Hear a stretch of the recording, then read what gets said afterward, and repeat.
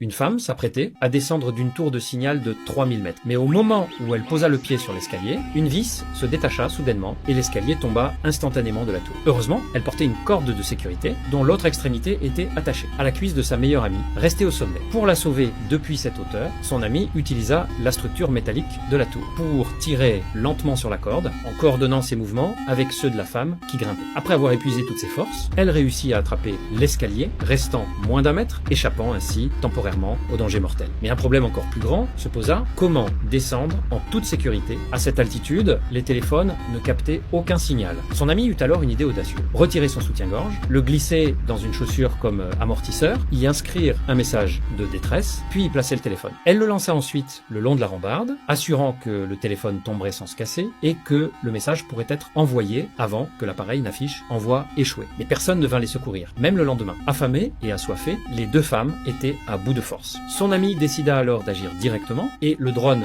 dans leur sac à dos devint leur seul espoir de survie. Cependant, après la chute de l'escalier, le sac était coincé sur l'antenne satellite en dessous. Il fallait que son ami descende pour le récupérer, une opération extrêmement risquée. Le moindre faux mouvement pouvait entraîner une chute mortelle. Mais grâce à son expérience en escalade, elle attrapa rapidement la corde, posa ses pieds sur la structure métallique et descendit lentement. Cette descente de moins de 10 mètres lui prit 1 heure entière. Un nouveau problème surgit alors. La corde était trop courte et elle n'atteignait toujours pas le sac. Face à ce sac à portée de vue mais inaccessible, elle prit le risque de défaire son mousqueton à la taille, s'accrocha à l'extrémité de la corde et laissa son corps pendre un peu plus bas. Mais le sac restait hors de portée. N'ayant plus d'autre choix, elle donna un coup d'élan avec force et sauta directement dessus. Elle parvint enfin à se poser sur l'antenne satellite. Mais maintenant, une nouvelle question se posait. Comment allait-elle retourner en haut